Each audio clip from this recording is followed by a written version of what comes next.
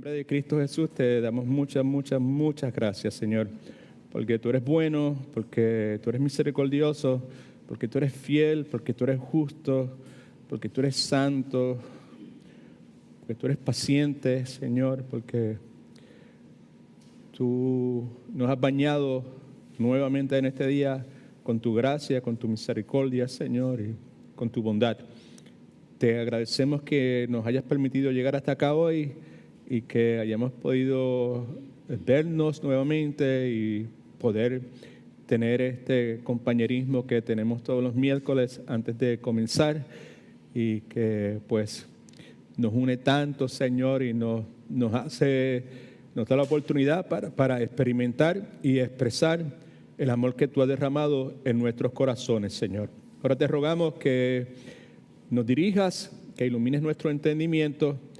Te ruego que me ayudes, que me des salud y que me des energía espiritual para poder compartir estas verdades tan importantes con tu pueblo, Señor, y que me ayudes a entenderlas cada día más y que pueda apropiarme de ellas, que pueda tomar decisiones basándome en lo que tú has dicho, Señor, en tu santa palabra.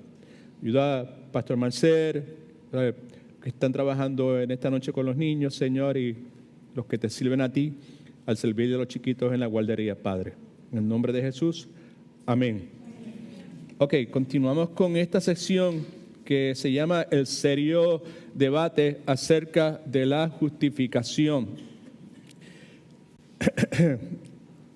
Dijimos la vez pasada y la vez anterior también, hablando de la doctrina de la justificación, que es uno de esos asuntos en la vida cristiana bíblica que más ha dado lugar a grandes divisiones teológicas en la historia del cristianismo.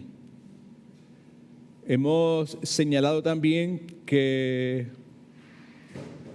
nuestra intención en esta parte de este ciclo de Matete es mostrar las diferencias que hay entre la enseñanza oficial de la Iglesia Católica y la fe evangélica. Y por qué estamos haciendo eso y por qué estamos hablando tan directamente, identificando directamente pues unas doctrinas que son contrarias a las que nosotros nos aferramos como evangélicos. La razón por la cual lo estamos haciendo es porque el asunto que nos preocupa en este ciclo, ¿verdad? Y en esta noche, pues es un asunto muy real, muy inevitable en nuestro servicio al Señor. En el plano personal y en el plano pastoral es tan real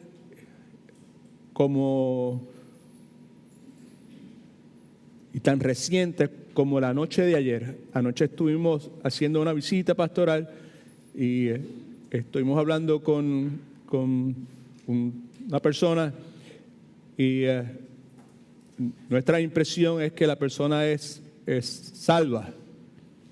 Pero sin lugar a dudas, pues el asunto que estamos hablando en esta noche, y hemos estado hablando en las últimas 3 noches, era algo que pues la persona con quien tuvimos el privilegio anoche de compartir, que nos recibió tan amorosamente en su hogar, era una necesidad que esta persona tenía, una necesidad teológica, y que probablemente no estaba consciente de esa necesidad.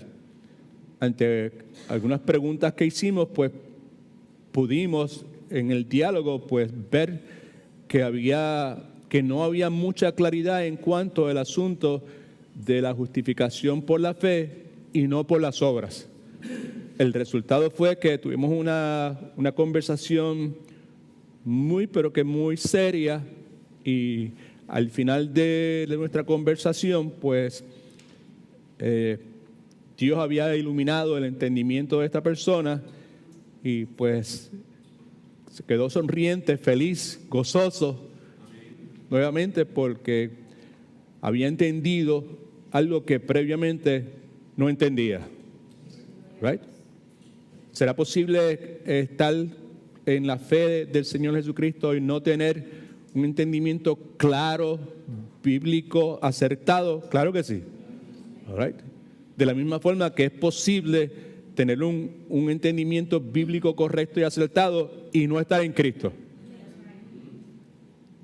Luego del nacimiento espiritual, pues la Biblia enseña que pues Dios quiere renovar nuestro entendimiento, y esa renovación de nuestro entendimiento abarca todos los aspectos de nuestra vida.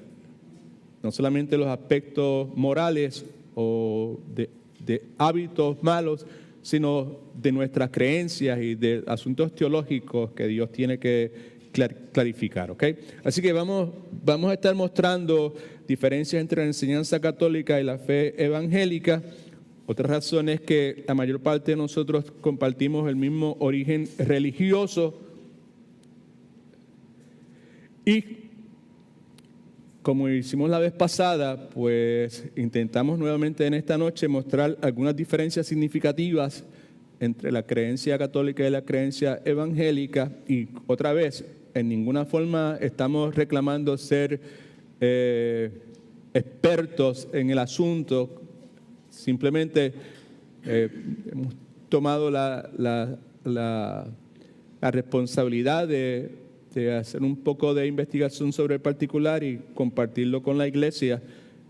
Definitivamente hay muchísimas otras personas que algunos de ustedes pueden tener acceso, que tienen un conocimiento muchísimo más profundo y más acertado y más específico sobre este particular.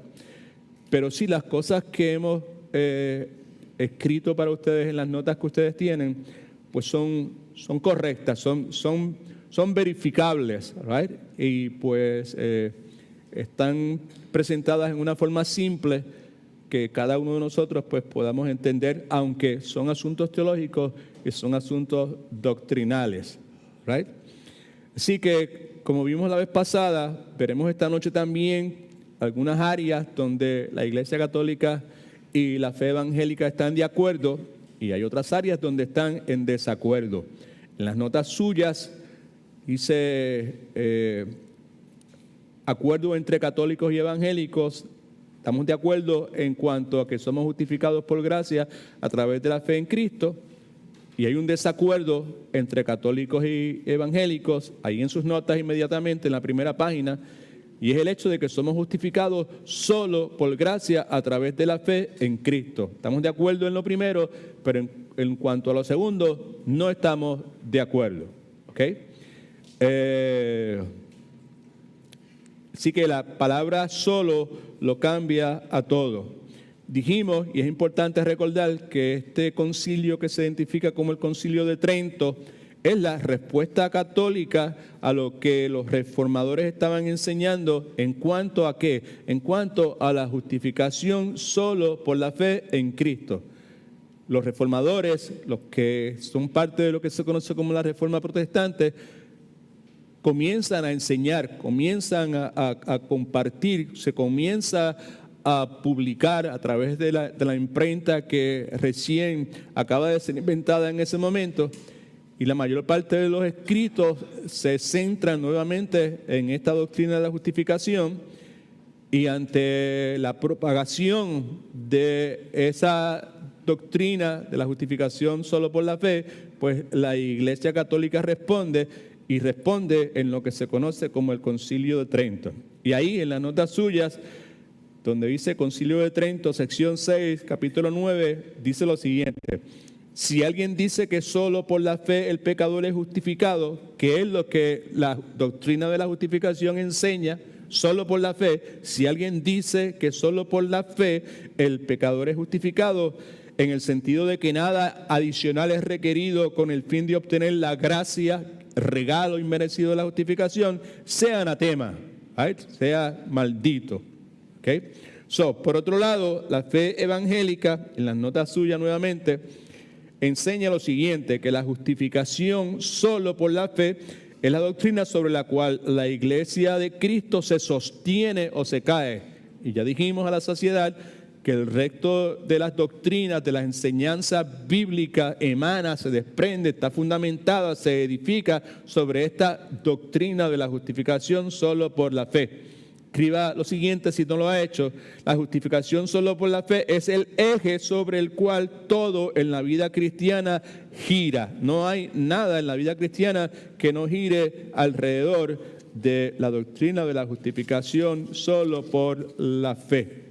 La segunda página de sus notas, donde dice por obras o por fe.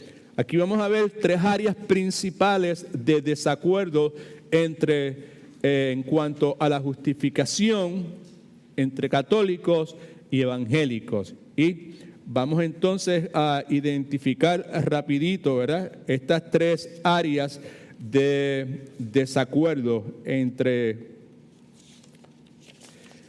la Iglesia Católica, está en la página número 1, perdónenme, sí, y la Iglesia y la doctrina evangélica, ¿ok? Áreas de desacuerdo. Estamos en desacuerdo en cuanto a si somos justificados por obras o por fe. Hay un desacuerdo en cuanto a eso. Hay un desacuerdo también en cuanto a la justificación, si la misma es inherente o si la justificación es acreditada.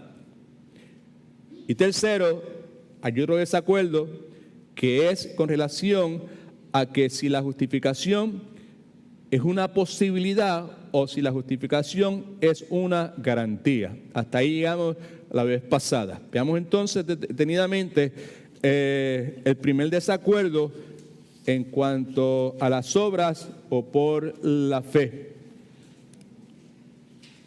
Primeramente, lo que el catolicismo sugiere en cuanto a las obras o la fe, a ese desacuerdo, la posición del catolicismo es lo siguiente, y es que fe y obras conducen a la justificación. Fe y obras conducen a la justificación. Ahí está el desacuerdo, ¿ok? Concilio de Trento, sección 6, capítulo 19. Preste atención a eso, por favor. Tenga un lapicero a la mano, porque quizás hay algunas palabras que deba subrayar.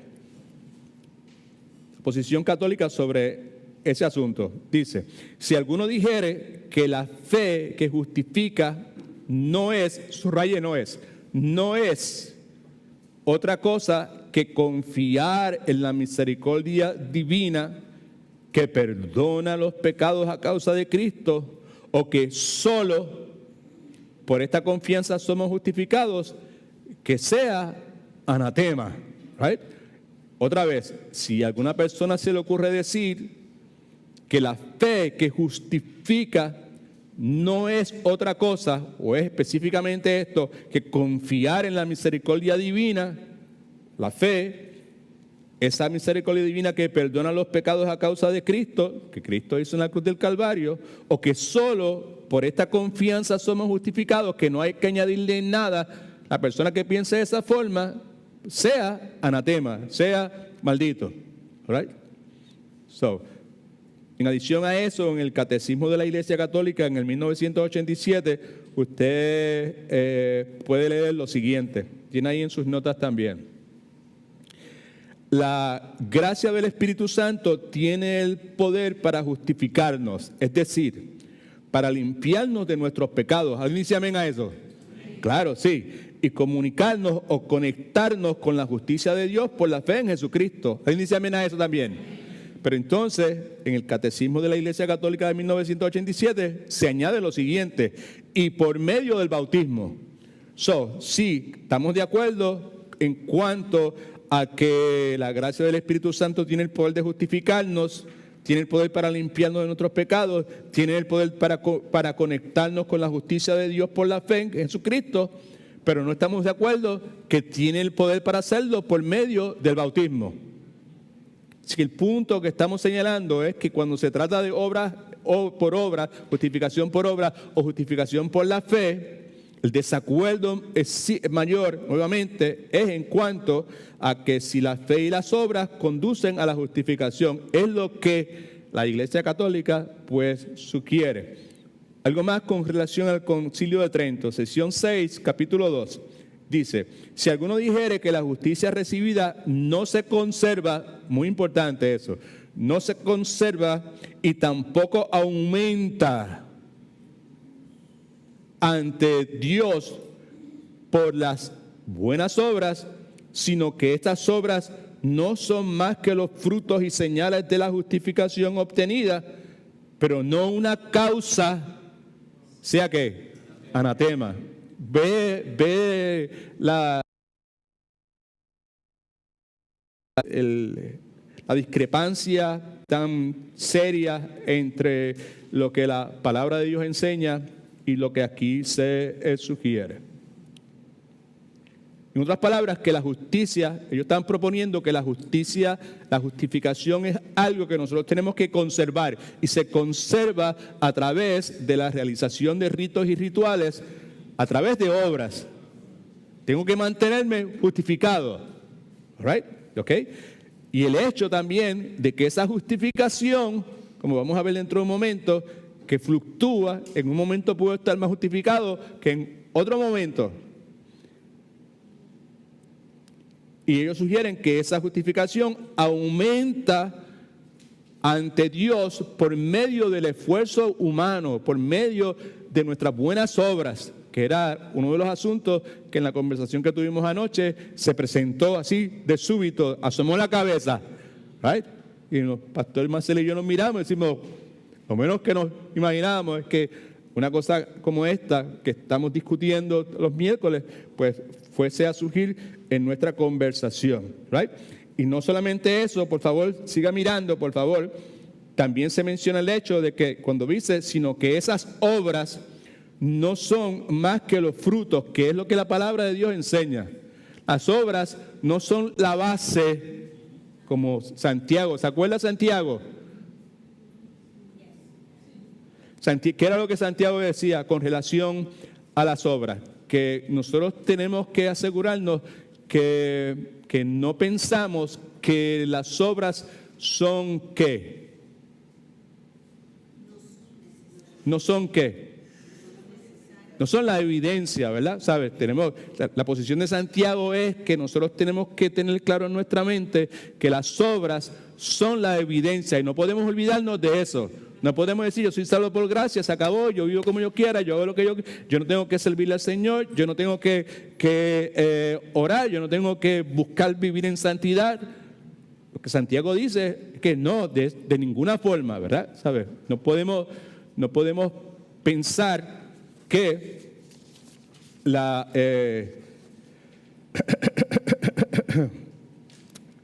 que las obras, o dejar de tener claro en nuestra mente que las obras son la evidencia de que hemos sido justificados. Y la posición de Pablo era que no podemos confundir, no podemos pensar de que las obras son la base de nuestra justificación. La base de nuestra justificación es la fe y esto es un don de Dios, right? Así que en el catolicismo la fe y las obras juntas conducen a la salvación y a la justificación. En cuanto a la fe evangélica, escriba esto en sus notas por favor, la Escritura enseña que solo la fe lleva a la justificación y a las obras. Solo la fe lleva a la justificación y las obras. También la Escritura enseña que somos justificados aparte de las obras. Esa es una verdad bíblica fundamental. En Romanos capítulo 4, versículo 16, nuevamente. Por eso, la promesa es fe, para que sea por gracia, a fin de que sea firme para toda su descendencia, no solamente para la que es por la ley, sino también para la que es de la fe en Abraham, el padre de cada uno de nosotros, de todos nosotros. Así que el primer desacuerdo, otra vez, es con relación a si somos justificados por medio de las obras o por medio de la fe. La posición católica nuevamente es que somos justificados por medio de la fe, pero también por medio de las obras. La posición evangélica es que nosotros somos justificados única y exclusivamente a través de la fe aparte de las obras. Segundo desacuerdo es con relación a si la justificación es inherente o es acreditada. Decimos, hay una palabra que se utiliza en este contexto muy repetidamente, que es la palabra infusión, y en la fe evangélica, en este contexto, hay una palabra que se utiliza mucho también, que es la palabra imputación. Por eso, al lado del catolicismo, ve la palabra que dice infusión, y al lado de la fe evangélica, ve la palabra que es imputación. All right? Okay. Así que el asunto es si la fe es inherente, o la justificación debía haber dicho, o si es acreditada. En el catolicismo, la gracia de la justicia es infundida, escriba esto, por eso infusión, infundida en nosotros sobrenaturalmente. Esa infusión comienza con el bautismo. Ese es el otro blanco. Y continúa siendo infundida. Right? Infundida quiere decir que viene de afuera. Right? Okay. So, mejor dicho, entra y nosotros la producimos, ¿ok? ¿Sabes? La recibimos de primera intención a través del bautismo. Eso es lo que la fe católica sugiere, ¿ok? No nosotros. La recibimos originalmente a través del bautismo y una vez está en nosotros, podemos continuar produciendo más y más y más a través de nuestras buenas obras y la práctica de sacramentos. Escriba esto en sus notas, por favor. Eso es lo que se conoce como justificación progresiva. La justificación progresiva es en base, mejor dicho, a lo que hagas con la gracia infundida en ti. Recibimos lo que se conoce como esa gracia que es infundida en el momento del bautismo. Por eso es que la Iglesia Católica, pues entre otras cosas, bautiza al comienzo de la vida de las personas, esa infusión de esa gracia. Y a mayor cantidad de buenas obras y a mayor cantidad de práctica de sacramentos, más justificado entonces yo voy a ser delante de los ojos de Dios. Así que esa justificación es inherente. La recibí otra vez. ¿Cuándo? En el contexto católico, ¿cuándo se recibe? En el bautismo de infante, ¿verdad? Sprinkling of water, right? Okay.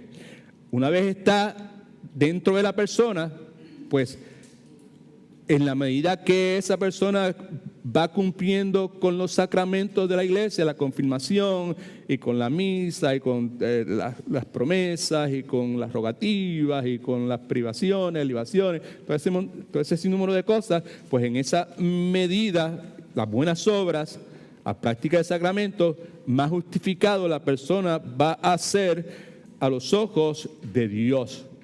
Right? Now, la palabra inherente podemos decir varias cosas sobre la misma. Inherente es algo que tiene su origen en un lugar particular.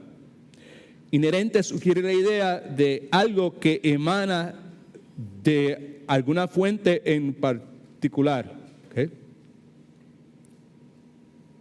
A mayor cantidad de buenas obras y prácticas de sacramentos, mayor la justificación. El issue, el problema, la controversia, si usted quiere,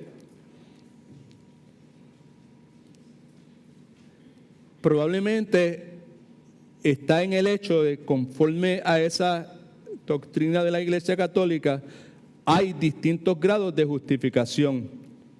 En otras palabras, que como persona yo puedo estar más justificado o menos justificado, que la justificación mía depende, como ya he dicho en infinidad de ocasiones, de mi consistencia en la obediencia de los distintos sacramentos que se han estipulado para que yo pues realice. Concilio de Trento, sesión 6, capítulo 10. Dice, a través de la observancia de los mandamientos de Dios y de la iglesia, la fe, cooperando con las buenas obras, creyentes aumentan en la justicia recibida a través de la gracia de Cristo y están más justificados. A través de la observancia, la práctica de mandamientos de Dios y de la iglesia. Acuérdense que los escritos, pronunciamientos de la iglesia están en el mismo nivel en términos de autoridad que la palabra de Dios. Por eso podemos decir, por eso es que dice, ¿verdad? La observancia o la práctica de los mandamientos de Dios y de la iglesia, mandamientos de la iglesia, ¿ok?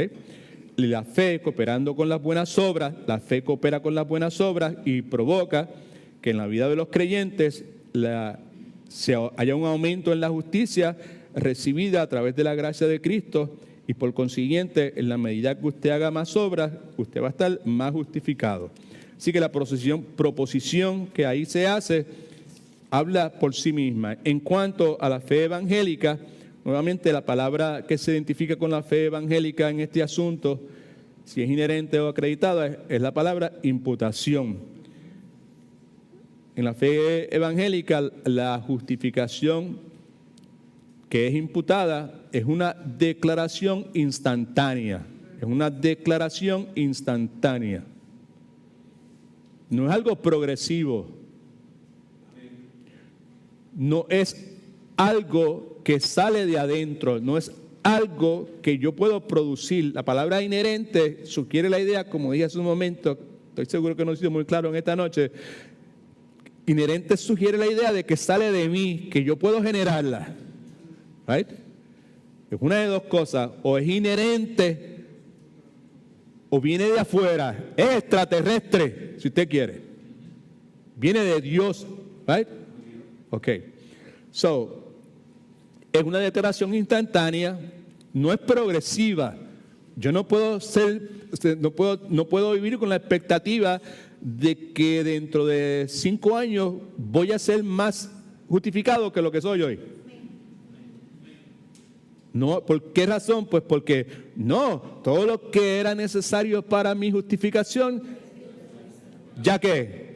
Ya fue hecho. Digo, sí, estoy pedaleando yo aquí porque se me hace un poco difícil pues poder comunicar cosas que definitivamente pues no creo. Estoy hablando de las posiciones de la Iglesia Católica sobre este asunto, ¿ok? Otra cosa que puede escribir en sus notas con relación a la imputación y la fe evangélica es que usted no tiene que pagar ninguna penalidad por sus pecados. ¿Alguien dijo gloria a Dios? Gloria a Dios, exactamente, sí. ¿Sabes? Algo parecido a eso al final de la conversación anoche fue lo que dijo la persona con la cual estábamos hablando. Gloria a Dios. Right? Sus ojos se le abrieron, pudo ver y dijo, wow, man. Gloria al Señor. Okay. Now, ya el hermana Coral con su expresión, el brillo en su rostro, pues no tenemos que pagar ninguna penalidad. Pues porque la justicia de Cristo nos fue acreditada, escriba eso, nos fue acreditada a nosotros.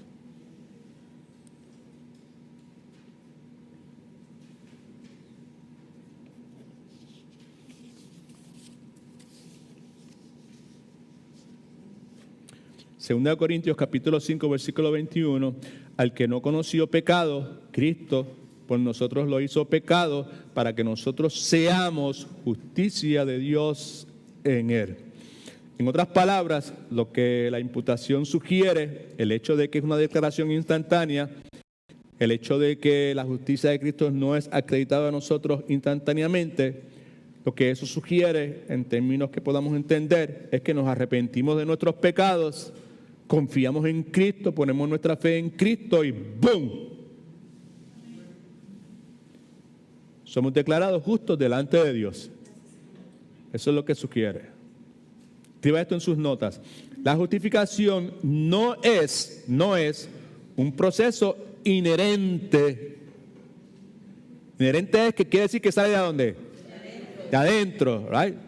Es un proceso inherente que sale de mí, de justicia que yo me he ganado.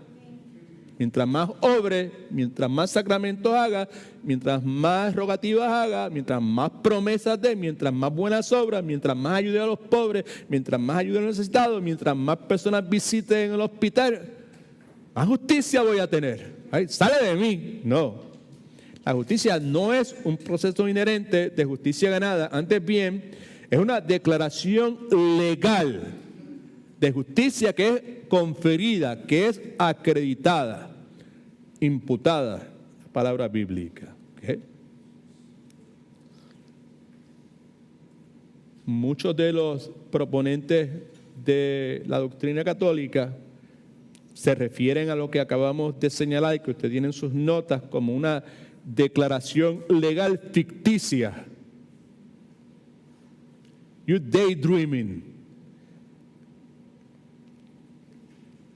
En mi país la gente más de pueblo decía, están soñando con pajaritos preñados.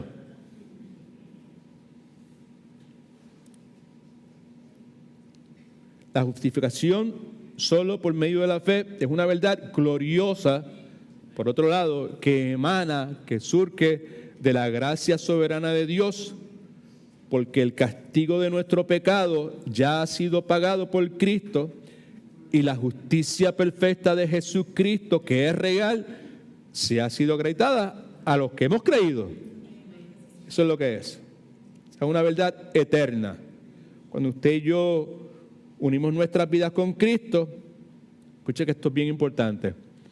Todo lo que Cristo tiene, su justicia, su santidad, su redención, es nuestro y realmente nos pertenece. Por lo tanto, cuando hablamos de la imputación, estamos hablando de una verdad gloriosa. Tercer desacuerdo, ¿okay? Cuando hablamos de la justificación por medio de la fe, ¿eso es una posibilidad o es una garantía? En el contexto católico es una posibilidad. Podría ser. En el contexto de la fe evangélica es una garantía. Que puede dormir tranquilo porque eso es de esa forma. Ore a Dios. Escriba esto en las notas suyas, por favor. En el catolicismo la persona está ansiosa acerca de la justificación futura. Nadie sabe. Y la realidad es que siempre y cuando las obras, esto es importante, no solamente para la fe católica, sino también para muchas denominaciones que creen en salvación por fe y obras, siempre y cuando las obras jueguen un papel importante para la justificación, la gente va a estar ansiosa. Inevitable.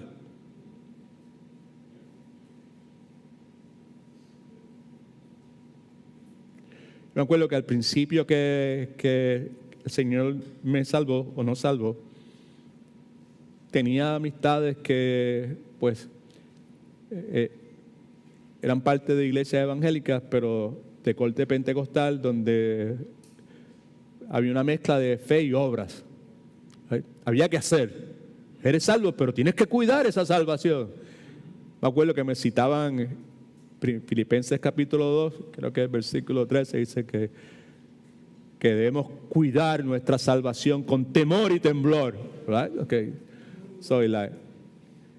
Y la posición que ellos me decían en aquel entonces, yo acababa de conocer al Señor y yo no sabía nada de la Biblia. Ay, decían, wow. La posición de ellos era que había que cuidarla porque si no la cuidaba, la iba a perder. Right? Me lo presentaron de esa forma y dice, oh my God. Right? Con el pasar del tiempo, pues, hice esas preguntas a mis profesores y me sentaron y me enseñaron lo que la palabra en realidad guardar quiere decir, right? ¿Sabes? Tienes que cuidar tu salvación con temor y temblor, no porque la vayas a perder, sino porque tienes que asegurarte que tu salvación produce todo lo que la salvación debe producir. El cuidar ahí no es para perderlo. El cuidar ahí es el cuidado que un jardinero tiene de su jardín, de sacarle la hierba mala, de regarlo con agua, de ponerle fertilizante, todo lo que sea necesario y prudente, ¿verdad? Para asegurarse que esa planta produzca todo lo que debe producir. Y ahí yo volví nuevamente a estar feliz y tranquilo. Gloria al Señor. All right. Así que en el contexto católico es inevitable estar ansioso, y me imagino que al igual que muchos de ustedes, tengo familiares, tengo amigos que son católicos, y nuevamente no solamente católicos, sino también son parte, algunas personas de mis familiares y amigos que son de iglesia de corte neopentecostal, donde hay esa mezcla de fe y obras para la justificación, ¿ok? Que cuando usted le pregunta, ¿sabes con certeza que vas al cielo? La respuesta, la mayor parte de las veces es,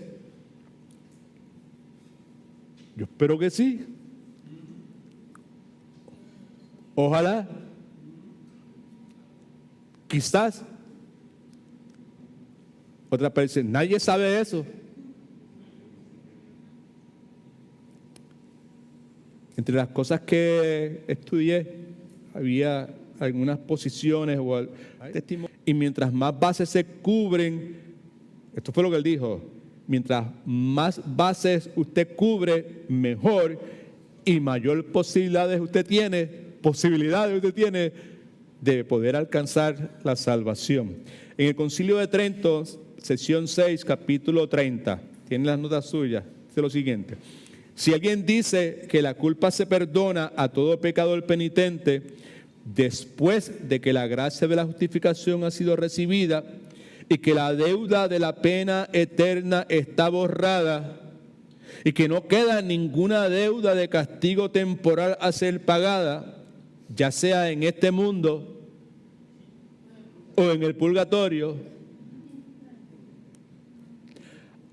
antes de la entrada al reino de los cielos, que el reino de los cielos sea abierto, sea ¿qué? Anatema. ¿Right? No hay mucho que necesito añadirle a eso. ¿Okay?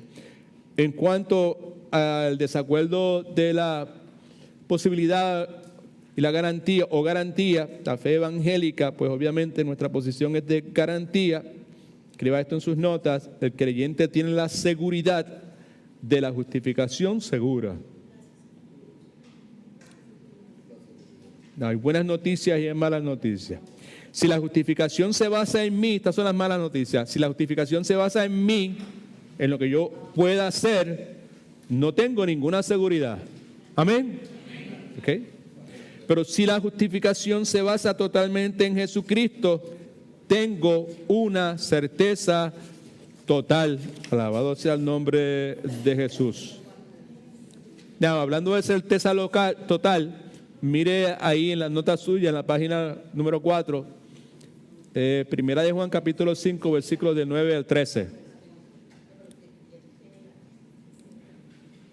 Página 4, Primera de Juan capítulo 5, versículos 9 al 13. Dice 9 al 3, debe ser 9 al 13.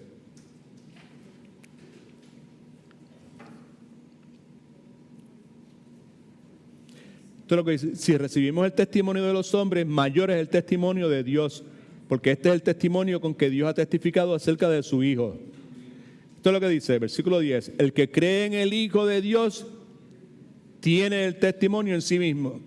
El que no cree a Dios lo ha hecho mentiroso, porque no ha creído en el testimonio que Dios ha dado acerca de su Hijo. Ahora, ¿cuál es el testimonio que Dios ha dado acerca de su Hijo? Versículo 11. Y este es el testimonio que Dios, nos ha dado vida eterna. Dado en términos de gracia, en términos de regalo inmerecido. Dios nos ha dado vida eterna, y esta vida eterna está en su Hijo. El que tiene el Hijo tiene la vida. ¿Cuál vida? Vida eterna, vida espiritual. ¿Right? Tiene, no es que tendrá, no es que puede que la tenga, es que la tiene. ¿Right? Tiene vida eterna. ¿Okay? El que no tiene al Hijo de Dios, sea pastor, enseñe la clase de matete, sea lo que sea, el que no tiene al Hijo de Dios, que no ha tenido ese nuevo nacimiento, no tiene la vida. ¿Cuál vida? Vida eterna, vida espiritual, ¿verdad? Y en versículo 13, pasaje extraordinario, dice: estas cosas os he escrito a vosotros que creéis a fe para salvación en el nombre del Hijo de Dios. ¿Para qué? Para que sepáis, subraye eso, para que sepáis, para que tengáis certeza absoluta de que tenéis vida eterna, y para que creáis, para que continuéis creyendo en el nombre del Hijo de Dios.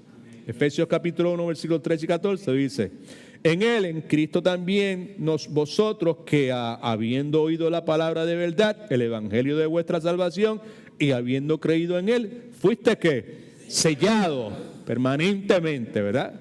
Con el Espíritu Santo de la promesa, que viene a recibir permanentemente en todo creyente, en todo que ha nacido de nuevo, permanentemente. Una vez entra, no sale. Right? Okay. Que es las aras, la garantía garantizada.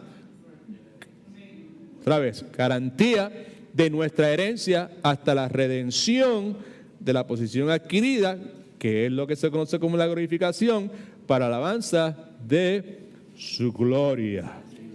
Gloria a Jesús.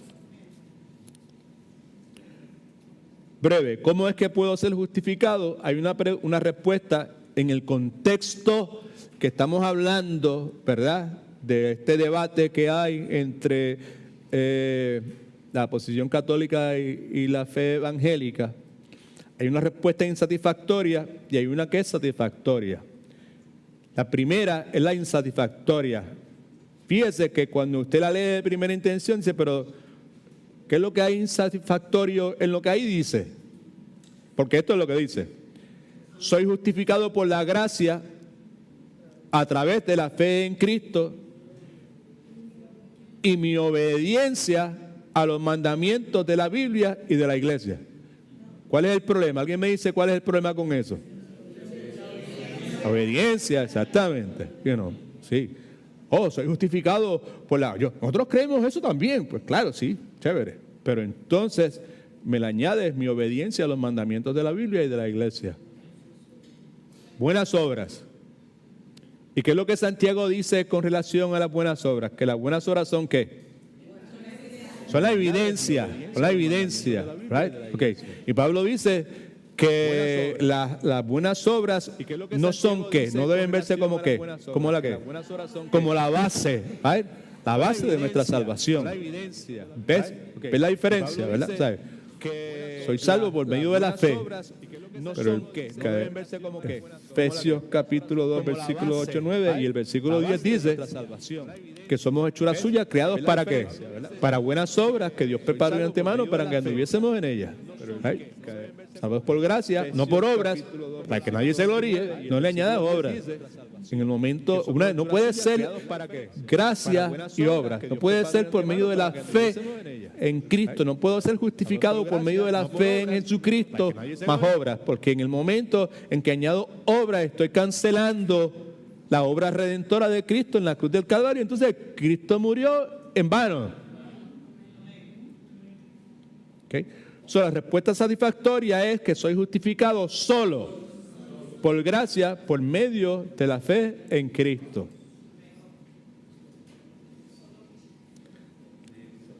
¿Cómo es que una persona es justo ante Dios? Solo por la fe verdadera en el Señor Jesucristo. Déjeme leer un poquito esto. Yo quiero que digan un segundito nada más. Ok. ¿Sabe qué? Vamos a pasar rapidito aquí a la hojita adicional que le di. Rápido.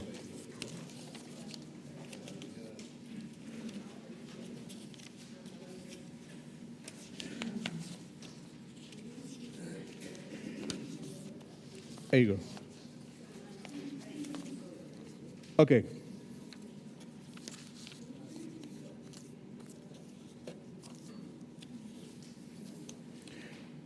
Estoy hablando del handout que le dimos que dice justificados por la fe tenemos paz para con Dios. All right? Sí, voy rápido, así que agárrate bien, ¿ok? Romanos capítulo 5, versículo 1 dice lo siguiente: justificados pues por la fe, tenemos que paz para con Dios por medio de nuestro Señor Jesucristo. Eso fue parte integral de la conversación que tuvimos anoche, Pastor Marcel y yo, con la persona que nos abrió su hogar para que pudiéramos visitarle. Fue una experiencia gloriosa, pero que bien glorioso, ¿ok? Ahora, este es el punto. ¿Cómo se puede comprender a un Dios santo, santo, santo, tratando al hombre pecador como inocente o considerando justo a esa persona a pesar de muchos pecados? Otra vez, es una pregunta. ¿Cómo usted y yo podemos comprender a un Dios santo tratando o bregando o viendo a un hombre pecador, otra vez, viendo a ese hombre pecador como una persona inocente o considerando a esa persona pecadora, un Dios santo, santo, santo, considerando a esa persona pecadora como una persona justa a pesar de la multitud de pecados que esa persona ha tenido? All right? Ok. Now, esa consideración es una consideración que está bien metida entre cuero y carne en mi persona, cuero y carne, ya lo he dicho. Es algo que consistentemente está en mi mente. ¿Cómo puede ser? ¿Cómo es posible? ¿Cómo puede conciliarse eso? ¿Verdad? Okay. En otras palabras, en las notas suyas, puesto de otra forma, ¿cómo puede Dios ser justo y al mismo tiempo justificar al impío? Si mira, hay un pasaje, Proverbios 17:15, míralo por favor. Dice: el que justifica al malvado y el que condena al justo, ambos son igualmente abominables para Jehová. Ahora encontramos a Jehová haciendo ¿qué? ¿Eso? So, how is that? I mean, ¿cómo explicas eso?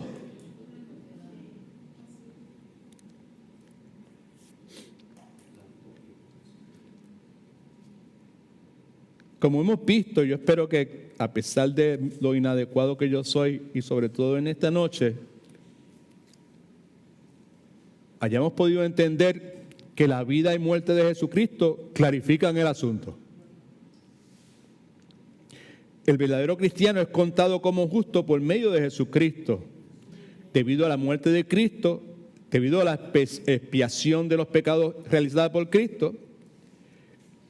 Y ese verdadero cristiano que ha tenido un nacimiento espiritual tiene paz, porque Cristo murió por nuestros pecados conforme a las Escrituras. ¿Right? Y esa es precisamente la clave que revela este poderoso misterio que resuelve el problema, que el que Cristo murió por nuestros pecados, de que cómo Dios puede ser justo y al mismo tiempo justificar al impío. Primera de Corintios capítulo 15, versículo 3 en las notas suyas dice: primeramente os he enseñado, Pablo hablando en este capítulo 15 de Primera de Corintios, que es el capítulo que se encabeza con la resurrección del Señor. Primeramente os he enseñado lo que mismo recibí, que Cristo murió por nuestros pecados conforme a las Escrituras. En Efesios 2:14 la Escritura enseña: el Cristo es nuestra paz, que de ambos pueblos hizo uno, derribando la pared intermedia de separación. Hay 4 cosas que quiero compartir bien rápido. Primeramente, escríbela por favor. Cristo tomó el lugar del verdadero cristiano.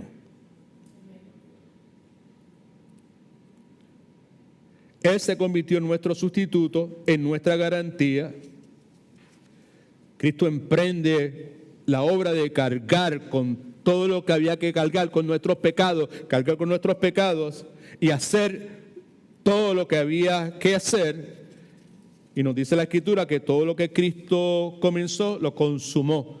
La frase esa que se repite muchas veces el Viernes Santo en algunas predicaciones: consumado es. De eso es que está hablando. Todo lo que era necesario para conseguir la justificación nuestra, lo realizó el Señor. Alabado sea el nombre de Jesús. Isaías 53:6 dice lo siguiente. De paso, esta es una de las razones por las cuales el verdadero cristiano es justificado. Todos nosotros nos descarriamos como ovejas y cada cual se apartó por su camino. Mas Jehová cargó en él, en Cristo, el pecado de todos nosotros. Así que Cristo tomó el lugar del verdadero cristiano. Segundo, Cristo sufrió por los pecados, el justo por los injustos. Sufrió nuestro castigo en su propio cuerpo en la cruz del Calvario y permitió que la ira de Dios que nosotros merecíamos cayera sobre sí mismo. Otra razón por la cual el verdadero cristiano es justificado. Primera de Pedro 3:18 dice, asimismo Cristo padeció una vez por los pecados, el justo por los injustos, para llevarnos a Dios, siendo a la verdad muerto en la carne, pero vivificado en el Espíritu. Tercero, Cristo con su sangre pagó la deuda que el cristiano debía. Cristo se hace cargo de nuestra culpa, de nuestra deuda, paga la totalidad de nuestra deuda con su muerte en la cruz del Calvario. Y como Dios es justo, dígame, Dios es justo. Y como Dios es justo, Dios no requiere que lo que tú y yo adeudamos tenga que ser pagado 2 veces o más de una vez, porque ya Cristo pagó por eso. Gloria a Dios. Son verdades que necesitan ser traídas a nuestro diario vivir. Y cuando se traen en nuestro diario vivir, nuestras respuestas a las circunstancias que enfrentamos son distintas. Y nuestra actitud a servirle a Dios, acuérdense que servirle a Dios no es ninguna otra cosa que servirle a otra gente. Amén. Pues entonces ese servicio a Dios que se le ofrecemos a otras personas se produce no de mala gana, se produce con gozo, se produce con agradecimiento y por ende va a glorificar a Dios. Alabado sea el Señor. Ese es el propósito por lo cual queremos profundizar un poco en estas doctrinas, lo que Dios dice sobre estos asuntos, de forma tal que nuestras vidas sean transformadas, sean distintas. Alabado sea el nombre del Señor. Hechos 20:28 dice, por tanto, mirad por vosotros, es una despedida de Pablo, y por todo el rebaño en que el Espíritu Santo os ha puesto por obispos para apacentar la iglesia del Señor, la cual Él ganó por su propia sangre. Gloria a Jesús. Primera de Pedro 1:18-19 dice, pues ya sabéis que fuisteis rescatados de pago la deuda por su sangre preciosa. Fuisteis rescatados de vuestra vana manera de vivir, la cual recibiste de vuestros padres, no con cosas corruptibles como el oro y la plata, sino con la sangre preciosa de Cristo, como un cordero sin mancha y sin contaminación. Y por último, Cristo obedeció la ley de Dios perfectamente. Quiero señalar que recordar que cuando Cristo obedece la ley a perfección, trae el resultado de su obediencia perfecta, es el traer justicia eterna a la iglesia, con la cual la iglesia, y perdona la redundancia, está revestida a los ojos de Dios. Romanos 10:4 dice, pues el fin de la ley es Cristo para justicia de todo aquel que en Él cree. La semana que viene entramos en una doctrina distinta, pero de manera de conclusión recuerdo, Cristo vivió y murió para el verdadero cristiano. Cristo asciende al cielo gloriosamente y ahora intercede por el mundo, por el verdadero cristiano. All right? Muere, vive por el verdadero cristiano, muere por el verdadero cristiano, intercede en este momento por el verdadero cristiano. Cristo lo hizo todo, lo pagó todo, sufrió todo lo que tenía que sufrir para lograr la redención del mundo, para lograr la redención del verdadero cristiano. ¿Ok? El verdadero cristiano en sí mismo, usted y yo, Dios permita que por lo menos eso se nos quede y salgamos con esta actitud fuera de este lugar. El verdadero cristiano en sí mismo no tiene nada en sí mismo, pero en Cristo tiene todas las cosas que su alma pueda necesitar. Colosenses 3:11 dice, en quien, este es Cristo, están escondidas todos los tesoros de la sabiduría y del conocimiento.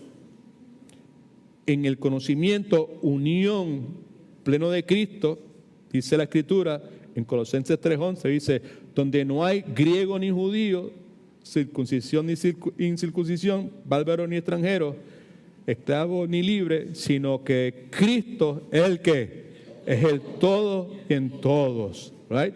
Usted y yo, en nosotros mismos no tenemos nada que ofrecer, nuestras buenas obras no tienen nada que aportar. Right?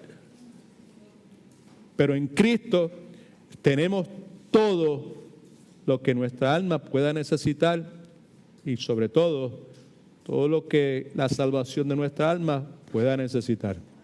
Así que gloria al Señor. All right? So, pues nada, pues vamos a orar y nos vemos el próximo domingo, Dios mediante, y chequéese las actividades que ya mencionamos, que no voy a repetir en este momento porque ya es muy tarde. ¿Ok? So, vamos a orar. Padre, en el nombre de Cristo, muchas gracias te damos nuevamente. Gracias porque, pues, aquí el maestro eres tú. Y tu palabra nunca regresa vacía. Y nuestro deseo, nuestra petición a ti, Padre Celestial, es que las cosas que hemos considerado nuevamente en esta noche, estas cosas en las cuales estamos de acuerdo, en las cosas que estamos en desacuerdo, que tú, Señor, las clarifiques en nuestra mente, Señor, y que nos solidifiques, Señor, y que seamos más firmes en lo que tu palabra dice que es la fe evangélica verdadera, Señor. Ayúdanos a ser humildes, a nunca ser arrogantes, Señor, y a proponernos, Señor, ser luz y sal en el mundo que tú nos has puesto. Deseamos que tú vengas lo más pronto posible. Mientras tanto, continúa, Señor, transformándonos y haciéndonos más y más la semejanza de Cristo. Conduce nuestros automóviles de regreso a nuestros hogares en el nombre de Jesús. Amén. Ahora, familia, que Dios los bendiga.